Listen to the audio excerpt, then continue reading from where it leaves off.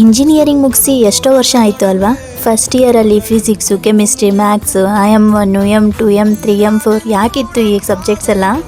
Okay, ಈ M1, M2, M3, M4 pass ಆಗಿಬಿಟ್ರೆ ಆಗ್ತಿದ್ದಿದ್ದು ಖುಷಿ ಅಂತೂ ಲೈಫಲ್ಲಿ ಏನೋ ಸಾಧನೆ ಮಾಡಿದಷ್ಟು ಅಲ್ವಾ.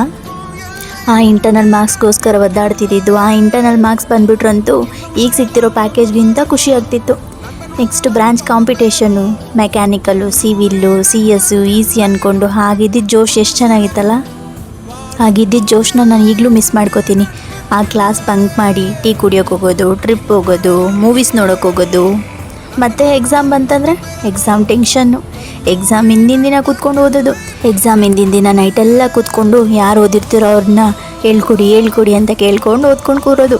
ಸೆಮಿಸ್ಟರಲ್ಲಿ ಓದ್ದಲ್ಲೇ ಇರೋ ಟೆನ್ಷನ್ ಎಲ್ಲ ಎಕ್ಸಾಮ್ ಹಿಂದಿನ ದಿನ ಬಂದಿರೋದು.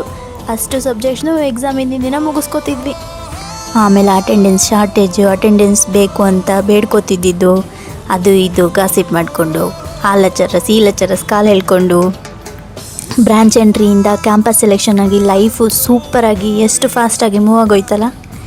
V are engineers and we can do anything. Anyways, happy engineers day.